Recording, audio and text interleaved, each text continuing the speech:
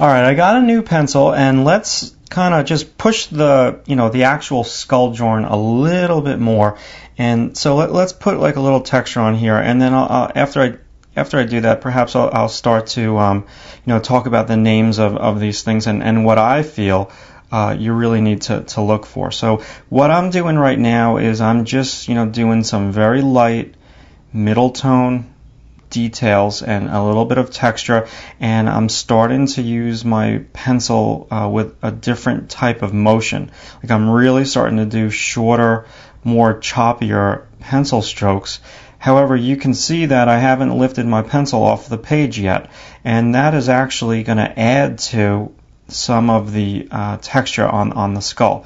So I'm going to lift my pencil off the page, no doubt about it, but in certain sections I'm leaving it down just because it's adding to the texture like big time. So now this little hole here is pretty much I'm pretty much sure that's your auditory section where your ear is, and so this is going to be coming into our zygoma, which is a fancy way of saying your cheekbone. So for drawing purposes, let's get this cheekbone to come in front of this jaw.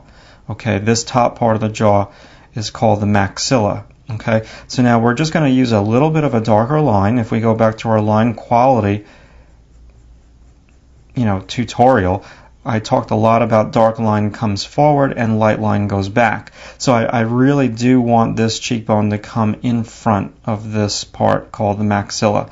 So I'm also paying attention to my shadow shape.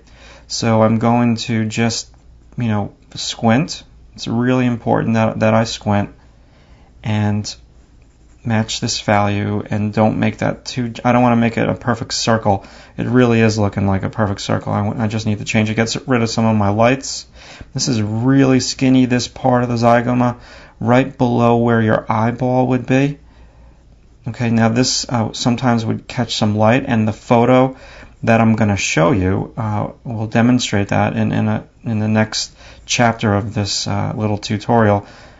Okay, so we're just going to still use a little dark line. So now you can see when you look at that photo, I so don't see dark line on that photo. I could match the values. There's no doubt about it. I can match the values and have it be like one of those really soft, delicate, light type of bony drawings where, you see those anatomy drawings and they really look like bone. But I'm trying to take into consideration what you see online in a streaming video, so I'm pressing down a little bit harder. That's the main reason for me to do that, to press down harder, is primarily for the video aspect of this drawing, so you can actually see what I'm doing, because I don't want to sit here and do like a long rendered drawing of a skull, because that's not necessarily going to make for a good teaching tutorial.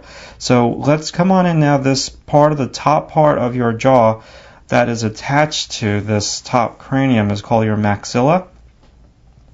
Okay, so we're just going to pull that also in front. And so I'm really looking at this like little shadow shaped thing right over here. It's almost like a negative space. So this bottom part of your jaw is called the mandible. And so right now I'm doing this like little line over here. And I'm looking inside the negative space at some darks. Okay, what's going on in there? Now in terms of the teeth, this is very important that you get this. You do not want to outline teeth. You maybe want to outline like one or two of them. And if you do decide to outline them, you want to do it with the lightest line that you possibly can. And the reason for that is when you outline teeth, they just plain old simply look terrible. And the worst thing that you can do is outline teeth with, a really dark line. So I'm just going to suggest them for now. I'm not going to not touch on them, but right now I just want to suggest them.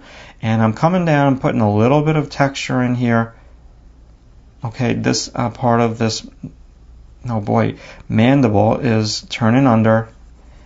This is total front plane where your chin would go. Now, depending on the individual that you're drawing, they would have like different sized chins, and maybe they'd have like more muscle over here. Everyone's face is obviously different. Okay, so let's just get in these like little indentations. A lot of this has to do with like your sinuses right over here. And let's come on in and get this like little section. This top part is called the nasal bone. Okay, this part that I'm working on right now is not super important that you understand what the name of it is, because I'm giving you names of items that are on the surface. And that's primarily what an artist needs to know. An artist needs to know the anatomy that is more surface anatomy and less, second, third layer, what's going on underneath the skin. If you want to study that, I commend you, and it's just going to be another added asset that you have, the more anatomy that you know. I don't know every single layer of bone and muscle deep underneath the top layer of muscle, because I find that it's just information that the names and titles of everything I don't necessarily need to know. I really just feel that I need to know like the surface muscles. So I'm just trying to look at this as an abstract shape, and now I want this part of this nasal bone to come in front of this eye socket, orbital bone. Okay, so I'm going to come on in, and I can do it with line, and I can also do it with tone, which is what I'm doing right now. And so this is usually like a little indent. If you put your thumb right underneath your eyebrow, you can feel this like little indent right there. And when I was trying to edit and pick which skull picture I was going to use with which picture of a model I was going to use, I was kind of like looking at the pictures of both, and I was kind of like feeling the bones under my skin. I'm like, well, where exactly is that now? It's a little different when you're looking at a model and saying you're not necessarily going to go up and touch them, or else you're going to be like in real big trouble. So it's sometimes it's just like a little easier if you're looking at anatomy like your bones, and especially on a portrait, just kind of touch like right under here, right under your eyebrow, and you'll feel this like little indentation. And this is more pronounced right over here when I'm working the underplane, how this turns under on your brow. So I'm still matching values. I should come on in with my eraser and clean some things up. Okay, and let's just kind of solid up this shadow. Okay, so there's these little lines on the skull, and I believe they are there for when a child is born to make childbirth easier, and when they begin to fuse as a child grows, and in an adult, your skull is really rigid and tough, but in a young child, your skull is like a little bit more malleable, a little bit more flexible, and the main reason for that is really due to childbirth. I won't get into the details, but I think you can use your imagination. Okay, so just let's solid up a couple more things. And I'm squinting still, and I think I'm just going to push this and not get so fancy with all these like little halftones in here. I just want to try to make one solid value. I'm really torn as to whether or not I should draw the model right on top of this skull. I think you would probably get a lot out of that. I'm not quite sure if I want to do that. I'm deciding as I go. Okay, so let's knock down this cheekbone. Get this angle. And let's sharpen this up. So now I can come on in here with my eraser.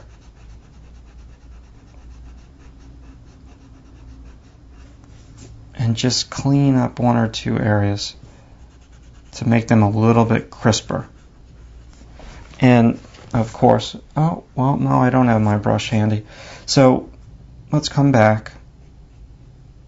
Just use a darker line. So now I can come on in here with all of my like light line, which you probably can't even see on the videotape, so I don't want to waste too much time doing it. And I'm just doing some soft halftones. I could come on in here and do texture. I can go texture crazy when drawing a skull. Now I've got a bunch of anatomy drawings. I remember when I took anatomy in college, I have a life-size drawing of a torso, life-size drawing of arms and legs, and so I really enjoy drawing anatomy. It's not something that I do enough. I would really like to draw like a little bit more of it. So that's part of the reason why I've decided to do these tutorials for you. It's kind of a bit of a selfish reason as well, because I want to reacclimate myself with anatomy. So every time I do the tutorial, I'm studying as well. That's a great part of teaching, is that the more you teach, the more that you learn, because you can't fake some of this stuff. You got to really know it. So let's just push this, squint one more time. I'm going to push this one more value darker, and now let's leave this as is. Let's come back now and talk about some names.